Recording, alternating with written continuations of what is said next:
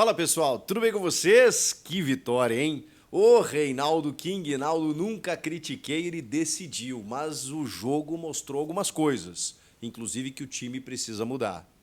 O Renato foi bem nas mudanças. Calma que eu explico. Chega mais, eu sou o Chico Garcia, inscreva-se no canal e vamos juntos.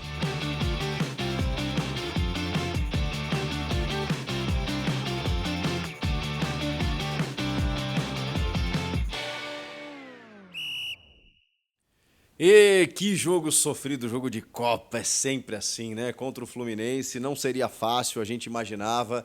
E a escalação do Renato, ela foi talvez até a melhor possível, a que a gente imaginava, né? Claro que eu sei que a gente quer ver mais do Monsalve, a gente quer ver mais do Arezo, mas o Bright White como titular, começando a partida, desfazendo o sistema de três zagueiros, sem o Kahneman, né? Que acabou se sentindo na véspera. Então, o Gemerson e o Rodrigo Eli por ali, o João Pedro e o Reinaldo nas laterais, o Dodi reforçando o meio de campo pela marcação, porque a gente sabe que o Fluminense é um time de toque de bola, de jogadores qualificados ali no meio, como o Martinelli, como o Paulo Henrique Ganso e tudo mais.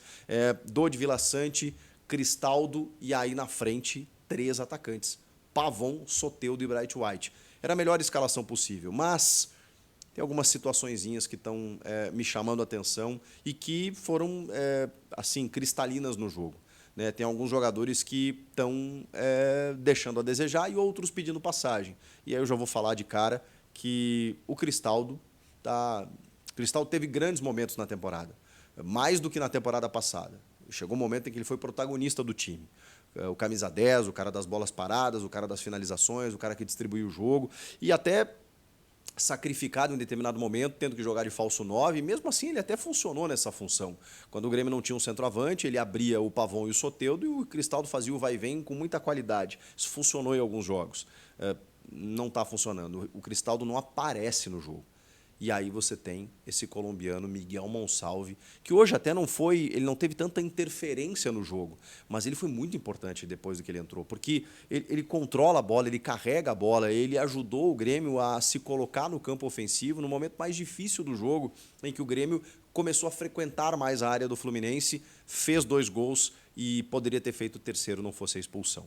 Mas vamos lá, o Renato monta essa escalação, só que o Mano Menezes é muito inteligente, né? E ele simplesmente começou a gerar desconforto no Grêmio. Ele começou a ficar mais com a bola e o Grêmio, quando se deu conta, o Fluminense já estava sendo protagonista do jogo. Tanto que teve uma jogada do John Arias que o Rodrigo Eli salva em cima da linha. Até que o Grêmio puxa as rédeas de novo da partida e começa a chegar. E aí começa a chegar com o Pavon, sempre com o Soteldo. Soteldo ainda muito individualista, mas essa é a característica dele, né? Então, muitas vezes eu pedia que ele soltasse a bola, né? Eu vendo o jogo, mas ele tentava um passe a mais, um drible a mais, e acabava perdendo a bola, mas ele também armou muitas jogadas pelo Grêmio. O Bright White mais marcado, assim, né, com mais dificuldade nesse jogo, mas no começo, quando o Grêmio fez uma marcação-pressão, ele conseguiu até né, incomodar bastante a defesa do Fluminense, que tinha o Thiago Santos e o Thiago Silva. E o Thiago Santos fez um bom jogo, tá? Então estava difícil realmente do Grêmio ter espaços diante do Fluminense, tanto que precisou fazer algumas finalizações de longe, até do João Pedro, lateral, de perna esquerda, uma boa que o Fábio defende. Mas, enfim, estava difícil de entrar. E aí termina 0-0 o primeiro tempo, aquela coisa toda, né, um jogo mais estudado, e cadê o Cristaldo? Cadê o Cristaldo? Cadê o Cristaldo no jogo? Não está aparecendo para o jogo, bota o Monsalve, bota o Monsalve. E aí o Renato ele tem esses prós e contras, né? Ele não consegue mexer no intervalo, mesmo que a situação esteja ruim. Ele fez isso uma vez, assim, que eu lembro, e botou 4 jogadores ao mesmo tempo. Ele não mexeu. E aí ele esperou, até que a gente tomou o gol. E tomamos o gol porque se você deixar Paulo Henrique Ganso pensar, ele pensa e ele faz. Ele não corre muito, mas ele pensa e ele faz. E aí ele deixou o Lima que... E aí o Mano Menezes também perdeu o Martinelli.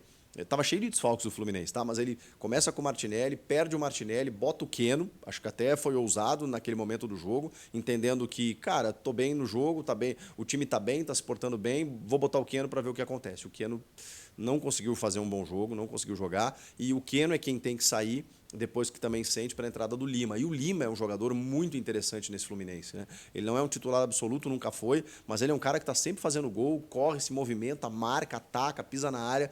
E aí ele estava livre de marcação, mas livre de marcação. Não deixaram só o Ganso livre para poder fazer o levantamento, deixaram o Lima livre também. Na frente do Marquezinho, ele só deslocou, né? Meio que num voleio, meio deitado, né? E fez o gol do Fluminense. Cara, pô, terrível, terrível. Segundo tempo já, jogando em casa, entre aspas, né, como um mandante no jogo, o Grêmio precisando vencer, e aí toma um gol desse. Mas o Grêmio teve forças, e aí o Renato, depois disso, resolve mexer. E aí ele tira o Pavon e tira o Cristaldo. E aí pronto. E aí o time clareia. Porque aí ele joga o Gustavo Nunes pelo lado esquerdo, que prende menos a bola do que o Soteldo. O Soteldo é fantástico, é formidável, tem jogado muito bem. Ele tem um drible assim que é desconcertante, mas ele teve dificuldades, ele foi muito bem marcado. E o Gustavinho é mais objetivo. O Gustavinho pega a bola e já ele parte para cima e já ou finaliza ou toca para alguém. Ele abriu o Gustavinho pela esquerda, o Soteldo pela direita, ou flutuando, né, mas muitas vezes pela direita, e o Monsalve no lugar do Cristaldo, que começou a ter essa circulação de bola na frente da área. Quando você, é o que eu sempre digo, quando você se retrai e espera o adversário, irmão, você está dando chance para o azar. Porque próximo da tua área pode acontecer tudo, até um chute de média distância, a bola bater na mão de alguém e ser pênalti, você entrar à área e sofrer um pênalti, chutar em alguém, desviar e a bola entrar. Quando você chama o adversário, tudo pode acontecer. E não foi isso que o Fluminense fez, mas o Grêmio se colocou no campo ofensivo. E aí, cara, começou a gerar oportunidades de gol. Até que, num cruzamento do Soteldo, a bola bate na mão do esquerdinha, bem aberto, e o Dario Herrera foi muito bem nesse aspecto, porque ele marcou no campo um pênalti que não tinha como contestar, a não ser se o jogador estivesse fora da área, né? Ele está pisando dentro da área, tá, acho que com o pé fora, inclusive, mas o braço está na linha. Pênalti. E o Reinaldo, cara, o Reinaldo nos dá calafrios, né? Porque ele talvez seja o jogador que mais me irrite no Grêmio nos últimos anos. Como me irrita o Reinaldo? O Reinaldo é irritante. Porque ele perde algumas bolas, ele é displicente às vezes para chutar uma bola quando o jogo está rolando, quando ele cruza em cima do marcador, quando ele perde a bola no ataque, ele me irrita. O Reinaldo me irrita. Mas ele tem uma virtude, que é a bola parada. No São Paulo ele era batedor de pênaltis e era um exímio batedor de pênaltis. No Grêmio ele tem sido também. E, cara, é um nervoso quando ele vai para a bola. Ainda mais que o Grêmio acabou de ser eliminado nos pênaltis para o Corinthians, não por conta do Reinaldo, que bateu muito bem, inclusive, o pênalti naquela disputa, né? Mas o Cristaldo perdeu, o Pavão perdeu, o Edenilson perdeu. E aí foi lá o Reinaldo para a bola e chuta, cara, de um jeito que ou ele isola ou ele faz um golaço. E foi o que aconteceu. Impossível o Fábio pegar aquele gol. O Grêmio empata. O Grêmio empata e volta para o jogo, só que o Grêmio está bem, e o Grêmio continua bem, o Grêmio continua em cima, até que, numa falta do lado direito, quem bate é Reinaldo. Ela passa por todo mundo, engana o Fábio, e o Grêmio faz 2-1. Dois do Reinaldo. Dois do Reinaldo. E até tem vídeos na internet muito legais aí vou até dar o crédito aí, do Mário Godoy, que o Martin Brathwaite, ele tá no meio da área e ele faz um gesto de cabeça quando a bola está sendo cruzada, que o Fábio dá uma vacilada. O Fábio meio que pensa que ele vai e ela entra no canto dele. Até sem tocar na bola, o dinamarquês está ajudando, né? Mas é só uma brincadeira. Mas foi legal, né? Porque tem esse movimento também. Busca aí na internet para você ver que o Martin ele faz o movimento e o Fábio dá uma oscilada, quando ele vai na bola, a bola já entrou. 2-1. E aí, sabe o que me chama a atenção? O Grêmio estava pronto para fazer o terceiro. Estava pronto. O Gustavinho pegou uma bola, inclusive, e aí tinha ganhado um escanteio, só que no meio da área houve um engalfinhamento do Paulo Henrique Ganso com o Rodrigo Eli. E o Ganso ficou caído no gramado, pedindo atendimento médico, não sei o quê. O VAR chama o Dario Herrera. Ele vai no monitor e vê que realmente tem uma agressão do Rodrigo Eli, um soco nas costas. Intensidade ou não interessa. O Rodrigo Eli foi juvenil, que estava fazendo um ótimo jogo, tá? O Rodrigo Eli estava fazendo um baita jogo, mas ali ele poderia ter botado tudo a perder.